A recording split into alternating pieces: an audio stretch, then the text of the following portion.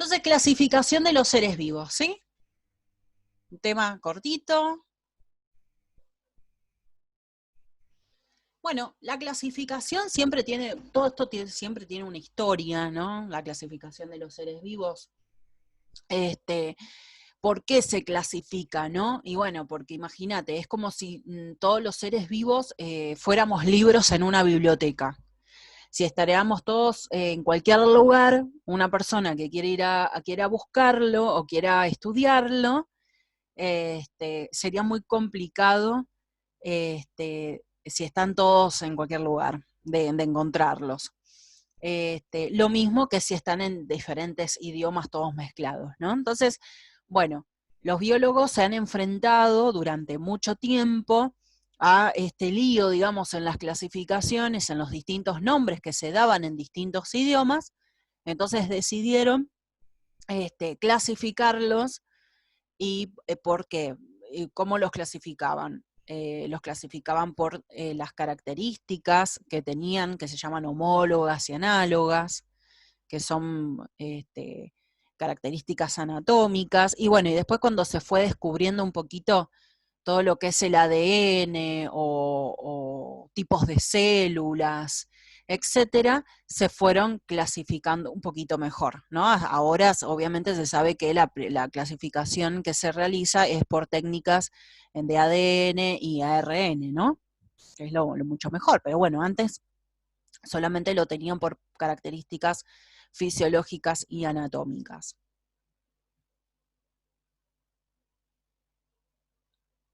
¿Por qué se necesita entonces un sistema de clasificación? Bueno, hay muchísimas especies, me imagino que ustedes ya deben pensarlo, de plantas, de animales, de protistas, de todo, ¿no? De hongos. Entonces, bueno, la tarea de un científico es siempre también organizar. Entonces se han desarrollado sistemas para agrupar y clasificar a los organismos, ¿no? Y esa es la taxonomía. Eso es la ciencia de la clasificación, la ciencia que estudia la clasificación de los seres vivos, que comprende en todo lo que es la identificación y darle nombre a los organismos, ¿no? Un taxónomo trata de entender las relaciones entre los organismos, también, porque, bueno, es como yo le decía, bueno, trata de ver las características anatómicas y fisiológicas, pero me olvidaba también que es muy importante también el comportamiento y dar nombre a los grupos en que se encuentran, ¿no? Porque se van poniendo grupos para clasificarlos, que esas son las categorías, ¿no? Las categorías de clasificación, que es, por ejemplo, dominio, que algo vimos ya, que es dominio, hay 3 tipos de dominio, que la diferencia la da la célula, los dominios arqueobacteria, eubacteria y de eucaria, y después adentro de eso, ¿qué sigue? Los reinos, que es otra categoría, ¿sí? Y así sucesivamente las distintas categorías, hasta llegar a la especie, ¿no?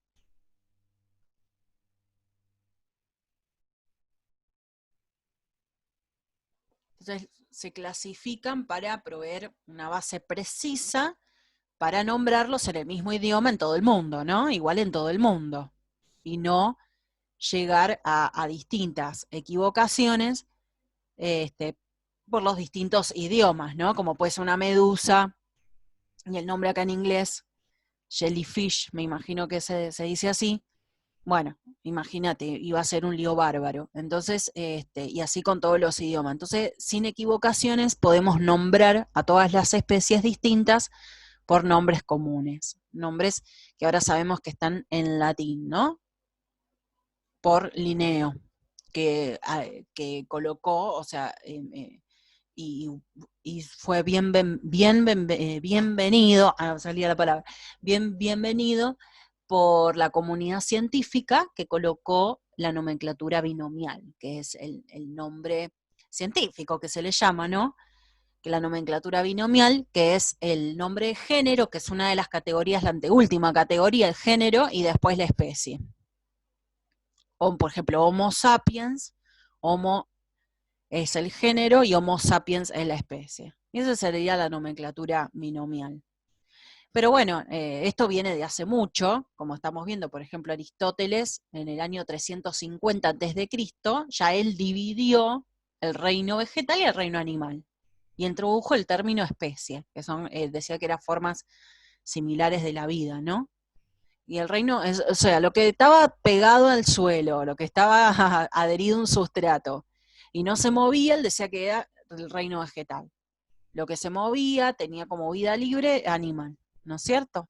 Es como una primera clasificación bastante importante, ¿no? Para la época. ¿Y qué es especie actualmente? Especie es un grupo de organismos, ¿sí? Similares, de un grupo en particular, semejantes, que se relacionan entre sí y que se entrecruzan y producen descendencia fértil, ¿no es cierto? Ahí nosotros vimos en ecología, había una definición biológica bastante importante de especie, que es organismos semejantes que se pueden cruzar de manera real o potencial, ¿sí? Y que tienen descendencia fértil y que están aislados reproductivamente de otras especies. Así es como que hay que estudiar la definición de especie, ¿no? Pero bueno, uno puede hablar de una especie con otras definiciones parecidas, no es que es sí o sí, no es un artículo de un código en que hay que estudiarlo de memoria, no, hay que entenderlo. Pero bueno, esa es la definición que pide Ciencias Agrarias para estudiar, la que está en la guía. Y también dividió a los animales según su hábitat, Aristóteles, en terrestres, marinos, aéreos. Bueno, es como la primera clasificación, ¿no? Por ejemplo, Teofrasto, que era discípulo de Aristóteles, él ya desarrolló para las plantas, por ejemplo, una clasificación: hierbas, arbustos y árboles.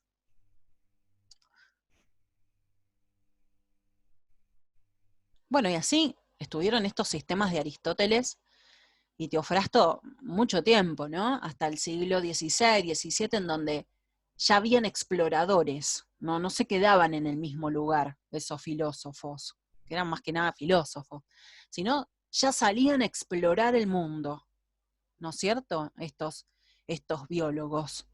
Entonces iban llevando plantas, animales a otras tierras, identificaban, escribían, dibujaban.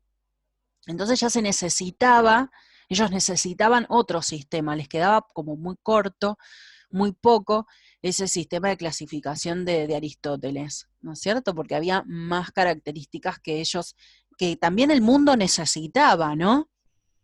Que era, por ejemplo, que se usaban plantas para todo lo que es medicina, se usaban como alimento, o animales que producían enfermedades. Entonces como que no necesitaban algo más, algo más.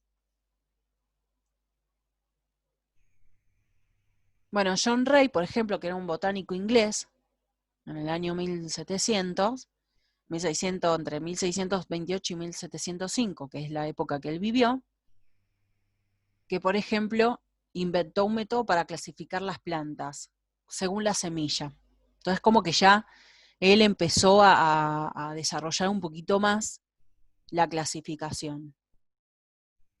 Y vivió 200 años antes que Darwin, que es el padre, digamos, de la evolución, de la teoría que dio Darwin, fue el que escribió el libro, El origen de las especies, es la evolución propiamente dicha, y Mendel, el padre de la genética. Pero él ya vivió 200 años y fue el primero en observar que la especie es un grupo de organismos capaces de entrecruzarse y que hay variaciones de la especie que es el resultado del entrecruzamiento. Quiere decir que todas las características de los dos individuos de la misma especie se heredaban a los hijos. Entonces ya también él entendió que necesitaba darle nombres más que nada científicos y no así arbitrarios, ¿no? Que es mucho mejor en latín, obviamente, porque era una lengua que era universal, Y también es buena para esta época en donde es una lengua muerta, que nadie la habla, entonces es común para todo el mundo. Por ahí para nosotros es más familiar porque nuestro idioma, el español, deriva del latín, pero igual no es tan igual tampoco. Pero bueno, es como más familiar, pero cualquier persona debe estudiar el nombre científico en latín. Bueno, y hasta que apareció entre muchos Carlos Linneo, ¿sí? Entre 1707 y 1778, que en el 1753 publicó el sistema de clasificación de plantas, y en 1758 el de animales. Y ahí ya empezó a dar categorías, que yo les comentaba al principio, distintas categorías, y fue subdividiendo las categorías también, ¿sí? Empezó a hablar, por ejemplo, de especie, género, reino, etc.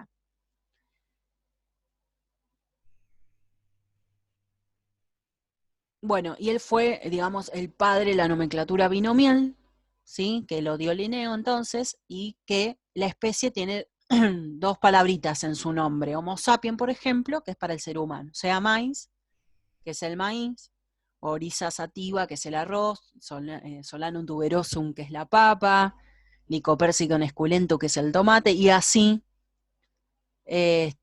todos los nombres científicos que ustedes se van a cansar de ver nombres científicos en las plantas, más que nada los agrónomos, pero bueno, también los bromatólogos la ven para los alimentos.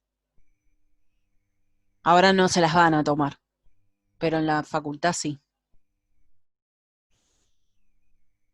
Bueno, un poquito a ver qué es la nomenclatura binomial, ¿no? La nomenclatura binomial, el primer nombre es un nombre genérico, porque habla de la categoría género, ¿sí? Que siempre va con mayúscula, la primera letra. Y la segunda es un epíteto específico, que generalmente es un adjetivo de la especie, ¿sí? Indica la especie en particular. Bueno, en latín, como yo les decía, hay que remarcar cuando uno escribe.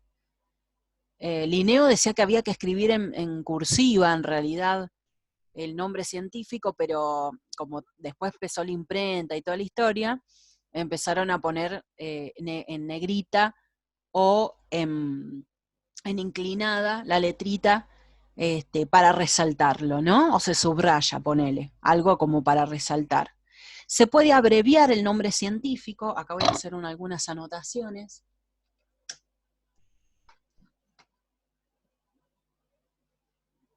Se puede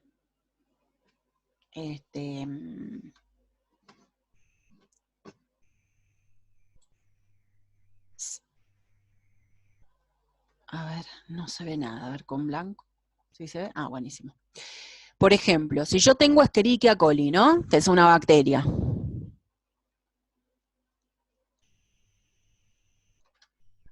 ¿Sí? Bueno, este es el género. Y todo esto es la especie, ¿sí? Que en realidad el que lo está marcando más que nada es coli. Yo puedo simplificarlo con E. coli, lo van a ver muchísimo E. coli, ¿sí? Pero no puedo hacer esto. Escherichia C. Porque a veces los géneros tienen justamente, se repite el epíteto específico y no se repite todo el epíteto, sino se repite la primera letra. Entonces, qué sé yo, si no es Escherichia coli o otra Escherichia. Entonces, no puedo resumir así, no lo puedo hacer. ¿Sí? Entonces, sí, solamente se puede abreviar el género, ¿no? Y esto se puede hacer, Escherichia coli, C. botulinum, ¿sí? O H. sapiens. Eso se puede hacer.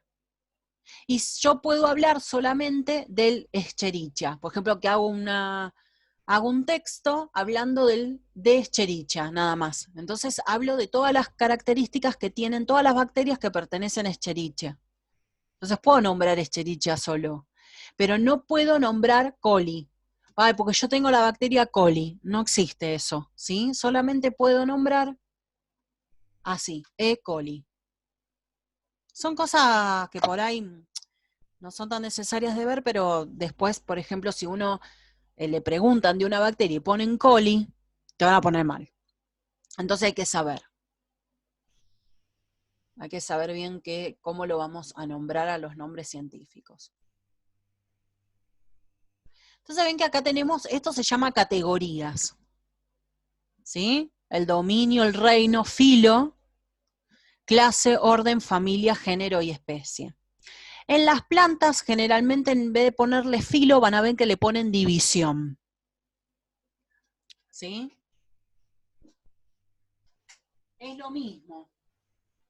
Es exactamente lo mismo, porque las plantas se les nombra en vez de filo, división. Lo vamos a ver cuando veamos, el próximo tema es clasificación de las plantas. Ahí van a ver que dice división.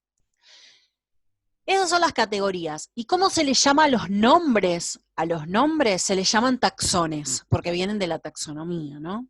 Estos se llaman categorías, dominio, la categoría, dominio. ¿Qué taxones tenés? Y, por ejemplo, Eucaria o Eubacteria y Arquea. Son 3 dominios nada más. Se los voy a anotar para que siempre los recuerden. Entonces tenés dominio. Arqueobacteria, que se escribe archaea, eubacterio o bacteria, y eucaria. Justo acá el ejemplo, solamente eucaria. Justamente acá el ejemplo, solamente tenemos eucaria. Estos tienen célula eucariota. Pero estas dos son las llamadas bacterias que tienen célula procariota, que son solamente unicelulares. Y acá tenemos un ejemplo del ser humano que tiene el dominio eucaria, y dentro de los dominios, de estos 3 dominios, tenemos reinos. Uno está dentro del otro. Por ejemplo, el ser humano está dentro del reino Animalia, pero el girasol está dentro del reino Plantae. ¿Cuántos reinos tenemos dentro de Eucaria? Tenemos 4. Reino protista, reino fungi, reino Plantae y el reino Animalia.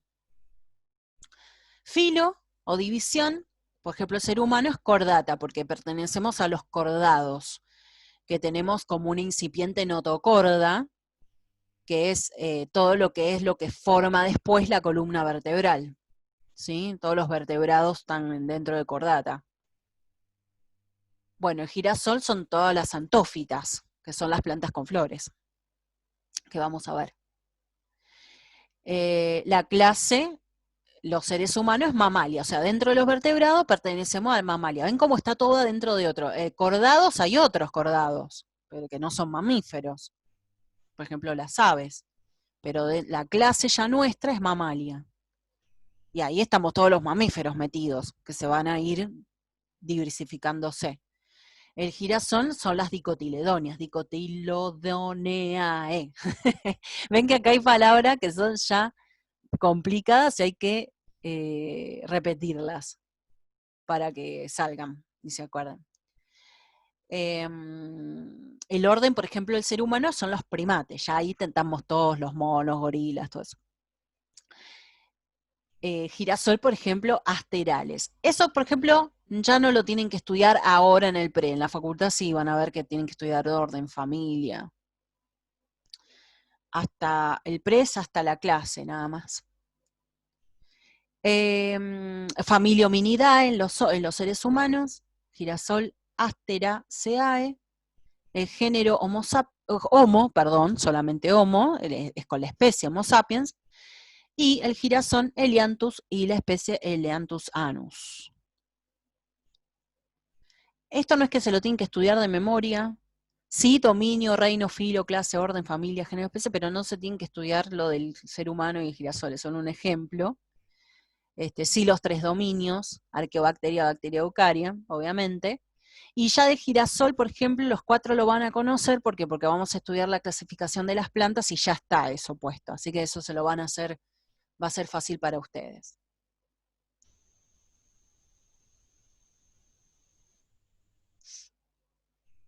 ¿Cómo se clasifican entonces actualmente los seres vivos? Bueno, ¿por qué? ¿Cómo se van clasificando? Entonces, los dominios, los reinos, etcétera, como ustedes vieron. Los dominios, ven que es por el tipo de célula. Como yo les comentaba, dominio eucaria tienen célula eucariota, mucho más evolucionada, como la vimos, y la procariota la tiene bacteria y eubacteria, y arqueobacteria. Oh, perdón, vuelvo a repetir.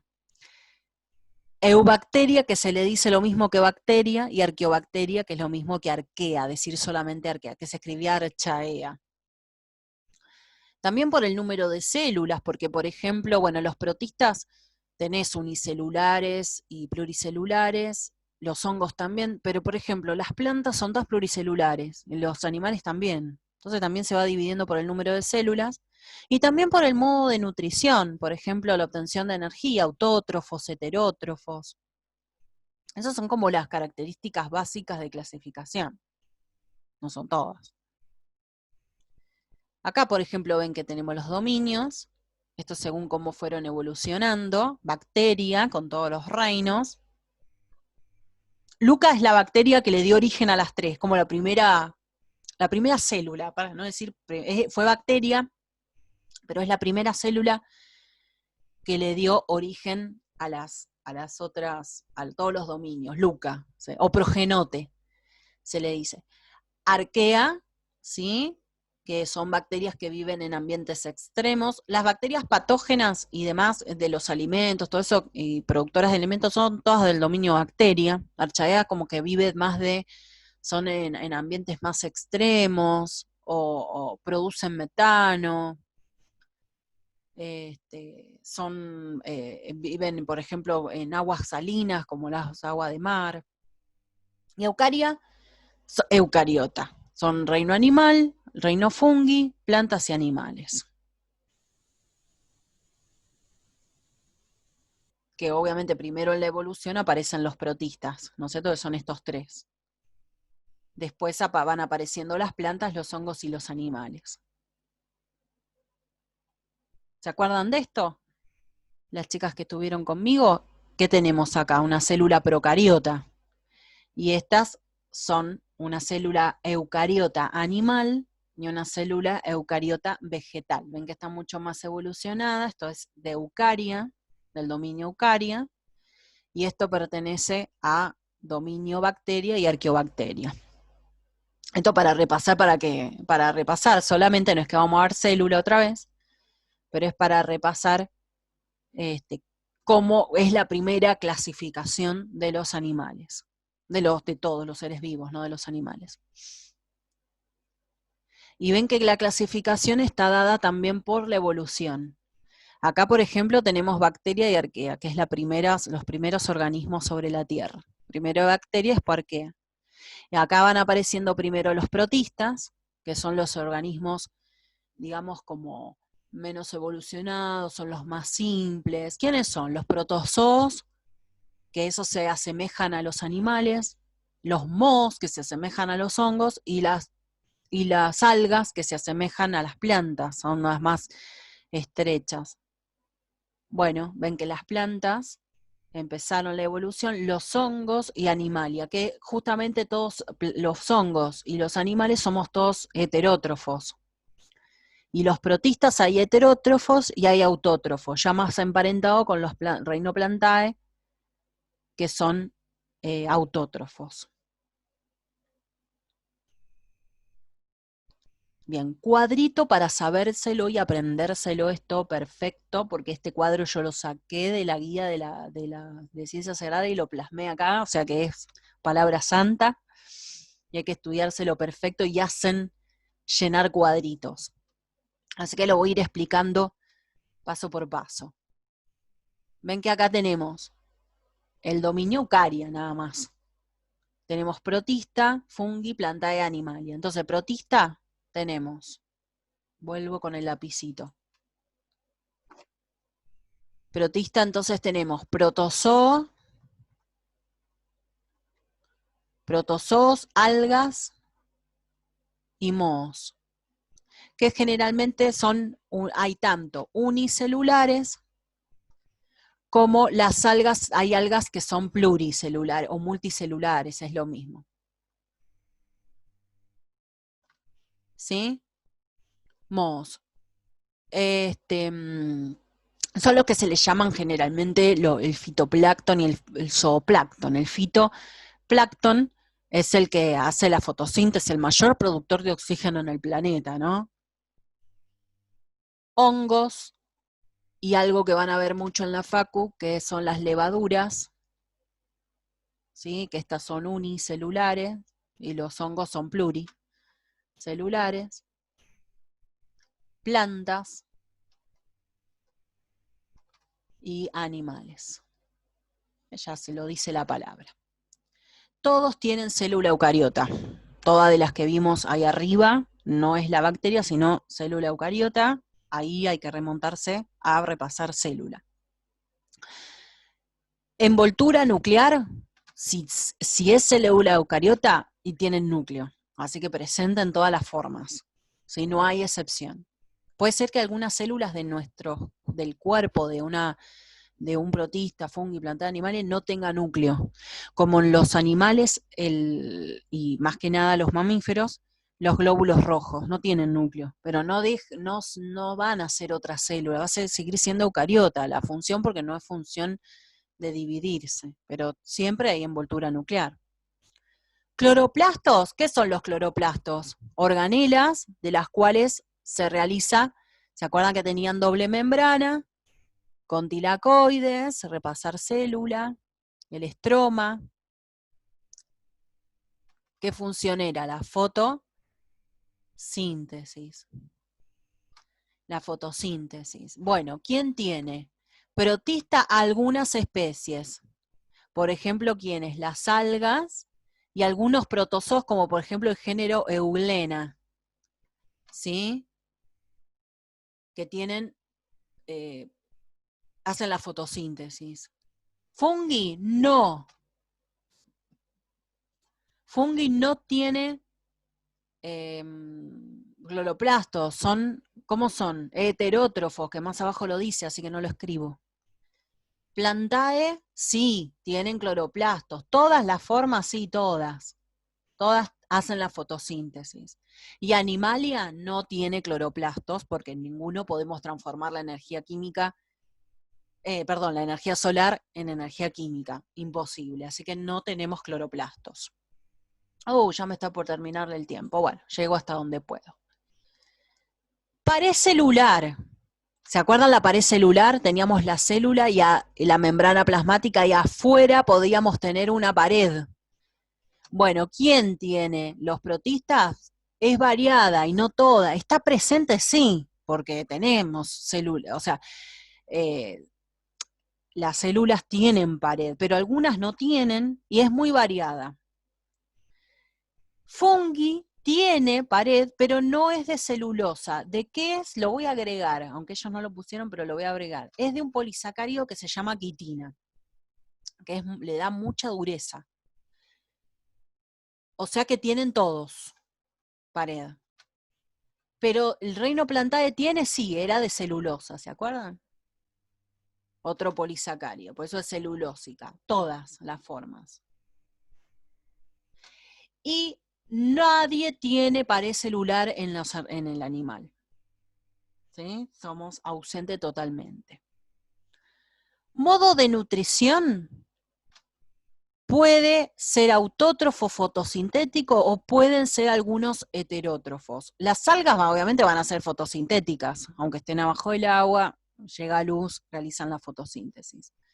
Los mohos no, son heterótrofos, y los protozoos, algunos, como yo les comentaba, que Euglena en realidad puede ser fotosintético y puede ser heterótrofo a la vez. Es re complicado el reino protista.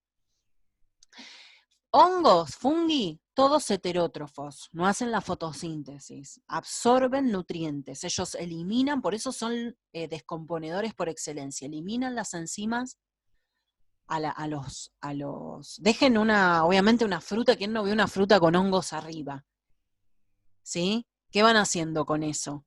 Van liberando las enzimas a la fruta, o a lo que sea, y van descomponiéndola, porque van liberando los nutrientes que ellos absorben por sus células.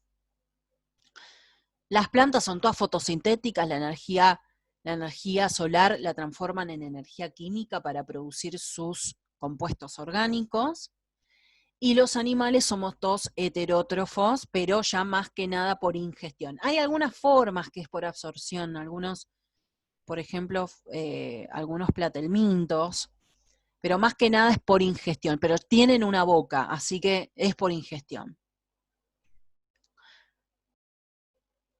Multicelulares, ausente en la mayoría de las formas, hay algunas algas pluricelulares, ¿sí?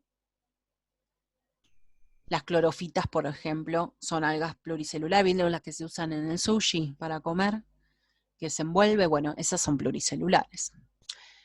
Hongos, les comenté, las levaduras son unicelulares. Saccharomyces cerevisiae, que es la levadura de cerveza, bueno, es unicelular. Pero los hongos son todos pluricelulares.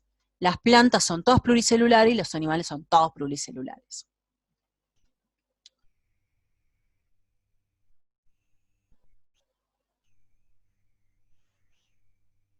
Movilidad o motilidad, que es lo mismo, esto no es del organismo, sino que hace referencia a la célula.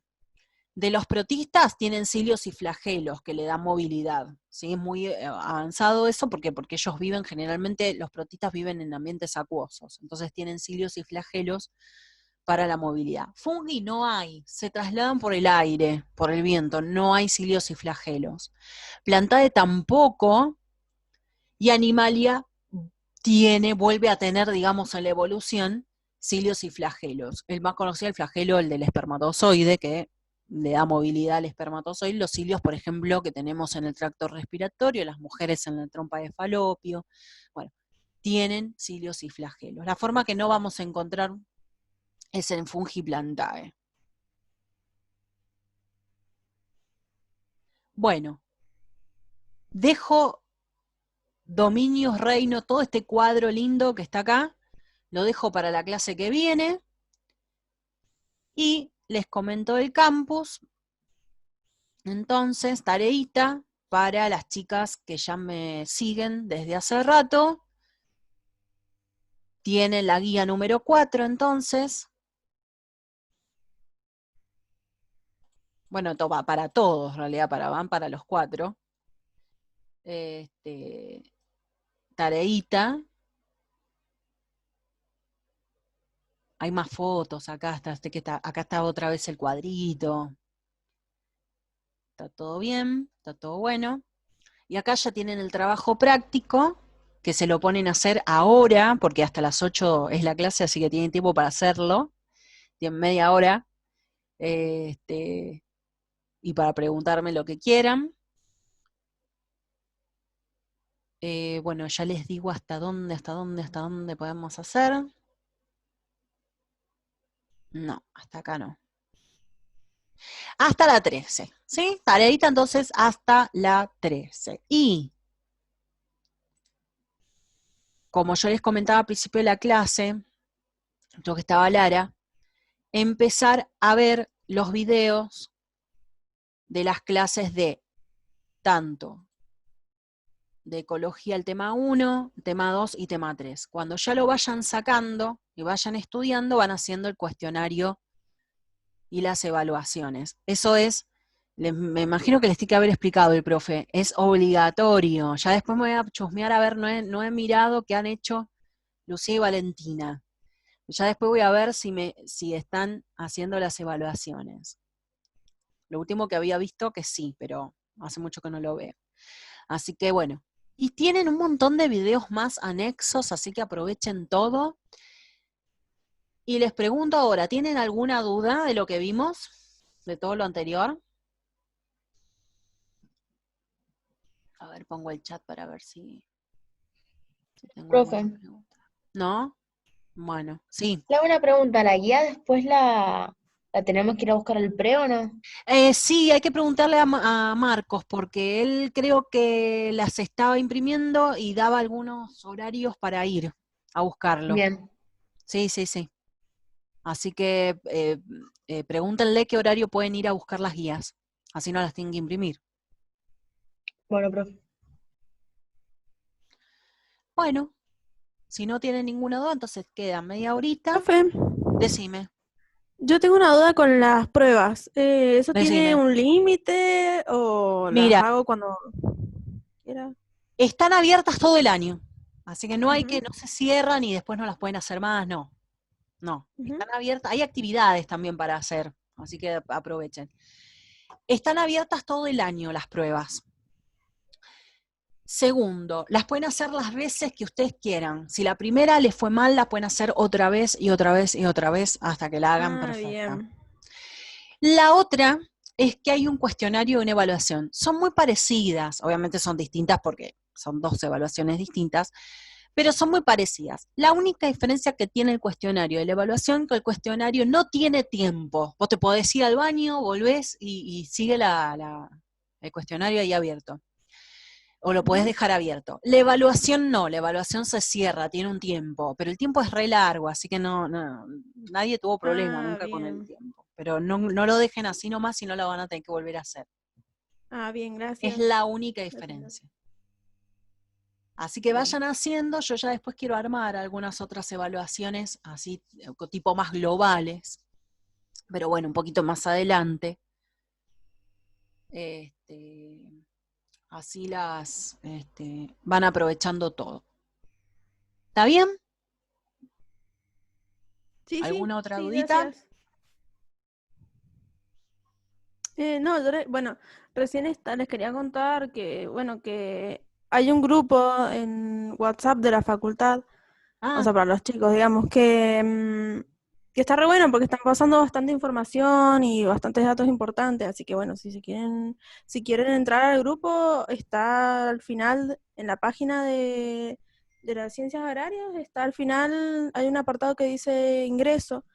Al final aparece el número, entonces lo cliqueas y listo, entras al grupo directamente. Está muchísimas re bueno. gracias por la información. Nada, Gracias. nada. Sí, todas las cosas vayan poniéndola en el WhatsApp y bueno, así comparto, porque Sí, claro, no sé.